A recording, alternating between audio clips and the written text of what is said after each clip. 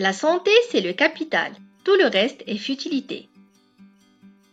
Bienvenue dans cette nouvelle vidéo où on va vous parler des conditions nécessaires pour une bonne santé des enfants, qui sont dans une période de croissance physique, psychique et mentale, avec des spécificités et des particularités à prendre en compte.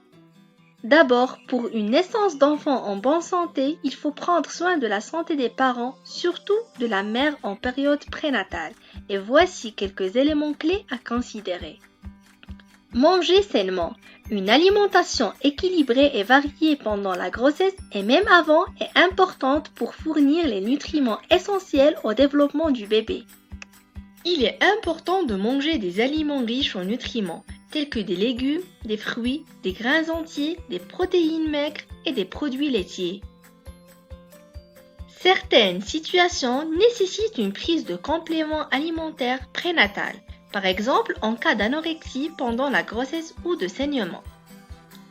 Il s'agit essentiellement de l'acide folique, du fer, du calcium, de la vitamine D et d'autres nutriments importants. Évitez les substances toxiques. L'exposition à des substances nocives peut avoir des effets néfastes sur la santé de votre bébé. Évitez les perturbateurs endocriniens, qui sont des produits chimiques toxiques tels que les pesticides, les produits de nettoyage et les produits cosmétiques. Pour plus de détails, consultez notre vidéo Les perturbateurs endocriniens, un danger invisible mais bien réel. Faire de l'exercice régulièrement. L'exercice est important pour votre santé globale et celle de votre bébé. L'activité physique régulière peut aider à réduire le risque de complications pendant la grossesse, améliorer la santé du fœtus et préparer le corps de la femme à effectuer le labeur de l'accouchement naturel par voie basse, qui reste beaucoup plus sain que l'accouchement par césarienne, que ce soit pour la santé de la mère ou du bébé. Obtenir des soins prénatals. Les soins prénatals réguliers avec un professionnel de la santé qualifié peuvent aider à détecter et à traiter les problèmes de santé potentiels chez la mère et le fœtus. Évitez l'alcool, les drogues et la prise médicamenteuse. L'alcool, les drogues et certains médicaments peuvent causer des dommages irréversibles au développement du fœtus. En suivant ces recommandations, vous pouvez améliorer vos chances d'avoir un bébé en bonne santé. Il est également important de discuter de vos préoccupations de santé avec votre médecin pour obtenir des conseils personnalisés et des soins appropriés. L'allaitement maternel est l'option idéale pour la santé de votre bébé, en raison de ses innombrables bienfaits. Le lait maternel est spécialement conçu pour répondre aux besoins nutritionnels de votre bébé. Il contient tous les nutriments essentiels, les anticorps, les hormones, les enzymes nécessaires à l'immunité, la croissance et le développement sain. Il est plus facile à digérer pour les nourrissons que les préparations de lait artificiel. Il peut réduire le risque de coliques, de constipation et d'autres problèmes digestifs chez les nourrissons. D'autre part, l'allaitement maternel favorise un lien émotionnel étroit entre la mère et son bébé.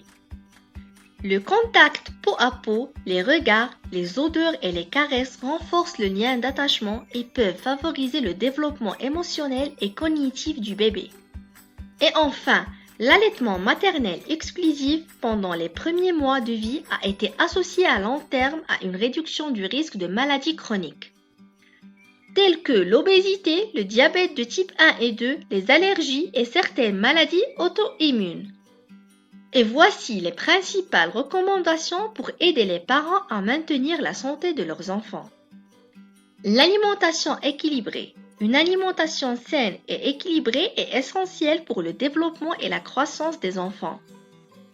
Les parents doivent s'assurer que leur enfant consomme une variété d'aliments, y compris des fruits, des légumes, des céréales complètes, des protéines et des produits laitiers. Il est également important de limiter la consommation d'aliments riches en gras, en sucre et en sel. L'activité physique régulière. Les enfants doivent être actifs physiquement tous les jours, chose qu'ils font volontairement dans le cadre du jeu, qui a non seulement un rôle dans le développement physique de l'enfant, mais aussi intellectuel et social. À noter que les jeux vidéo et les écrans en général sont nuisibles à la santé de l'enfant, surtout en cas d'utilisation prolongée, et doivent être interdits au moins jusqu'à l'âge de 6 ans. Le sommeil adéquat. Les enfants ont besoin d'un sommeil adéquat pour leur développement physique et mental, puisque c'est pendant le sommeil que l'hormone de croissance est sécrétée en grande quantité chez l'enfant. Les parents doivent donc s'assurer que leur enfant dort suffisamment chaque nuit, en fonction de son âge. Les vaccinations.